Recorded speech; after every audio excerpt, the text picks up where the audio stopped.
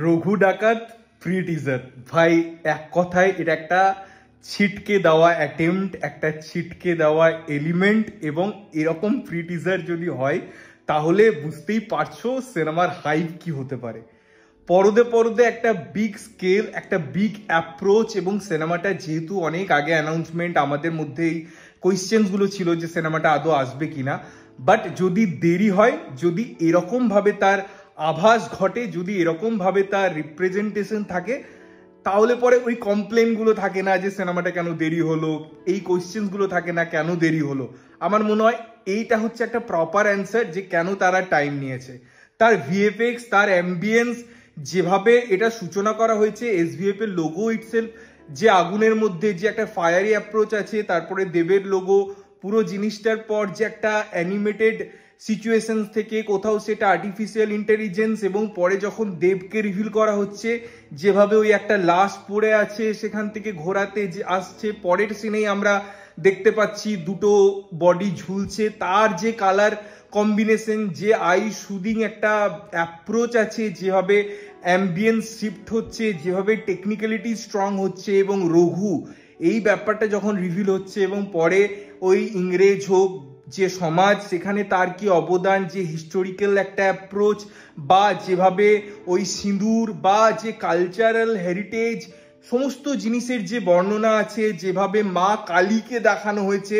কারণ মা কালীর সাথে ডাকাতদের একটা আলাদা সংযোগ আছে, তাদের কাছে শুধুমাত্র তিনি দেবী নন, বা শক্তির আরাধনার জন্য শুধুমাত্র তাকে ইউজ করা হয় না, তাকে তারা ভক্তি করে এবং তার জন্য একটা আলাদা দিক থাকে। তো সেই সমস্ত জিনিসকে যেভাবে ব্লেন্ড করা হয়েছে, যেভাবে সাবজেক্টিভ অ্যাপ্রোচ আছে, যেভাবে দেবকে প্রেজেন্ট করা হয়েছে অনবদ্য, এবং এরকম ভাবে যদি একটা সুপারস্টার মেগাস্টারকে অ্যাপ্রোচ করা হয় বা তাকে রিভিল করা হয় বাংলায়, আমার মনে হয় সেই ফিলটা আছে। আমরা যে মালায়ালাম সিনেমা নিয়ে এত কথা বলি, এত প্রাউড ফিল করি, তাদের অ্যাপ্রোচ নিয়ে কথা বলি, তাদের মিউজিক অ্যাম্বিয়েন্স নিয়ে কথা বলি, এই পার্টিকুলার প্রি টিজারটা দেখুন, তার যে মিউজিক্যাল একটা জার্নি ইউজ করা হয়েছে, যেভাবে একজন কথার মাধ্যমে পুরো জিনিসটাকে বর্ণনা করছে, এবং আমরা যখন এরকম অ্যাপ্রোচে কোনো একটা টিজার বা প্রি টিজার দেখি এবং তার সাথে সামঞ্জস্য রেখে সিনকে এস্টাবলিশমেন্ট হতে দেখি, তার যে একটা লেয়ার থাকে, তার যে সাব লেয়ার থাকে, তার যে টুইস্টগুলো থাকে,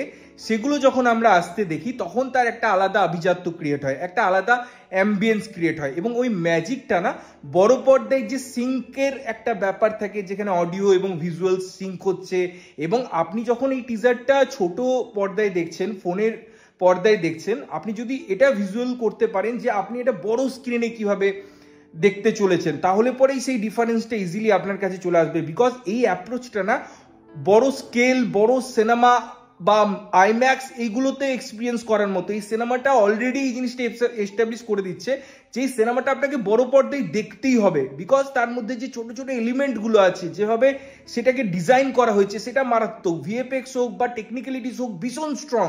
তার সাথে প্রত্যেকটা জিনিসের একটা সামঞ্জস্য আছে, তার গেট আপ, লুক, প্রত্যেকটা জিনিস একটা আলাদা ভাইবস দিচ্ছে। তো অবশ্যই এটা একটা সেই জায়গাটা, সেই জিনিসটার দাবি রাখে যে না, এসো সিনেমা হলে দেখো, পুজোতে এটা একটা মারাত্মক কিছু হতে চলেছে।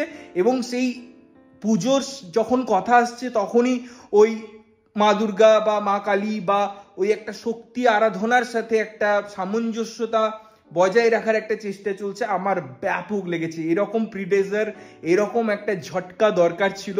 রঘু ডাকাত যদি আসছে তো এরকম ভাবে আসার দরকার ছিল, অথবা যদি না আসতো তাহলে পরেও চলে যেত। এই জিনিসটাই দরকার। এবং আমি ভীষণ খুশি, ভীষণ এক্সাইটেড। আমি কবে সিনেমাটা রিলিজ করবে, এর অন্যান্য এলিমেন্ট দেখতে পাবো, এই আশাতে থাকলাম। তোমাদের কেমন লেগেছে অবশ্যই কমেন্ট করে জানিও। ততক্ষণের জন্য ভালো থাকবে, সুস্থ থাকবে, এবং সবসময় ভালো জিনিস দেখবে। চ্যানেল যদি প্রথমবার দেখছো, লাইক কমেন্ট শেয়ার করতে হবে, সাবস্ক্রাইব করতে হবে, যাতে প্রত্যেক নোটিফিকেশন তোমাদের কাছে পৌঁছায়। দেখা হচ্ছে অন্য কোনো ভিডিওতে, ততক্ষণের জন্য টাটা।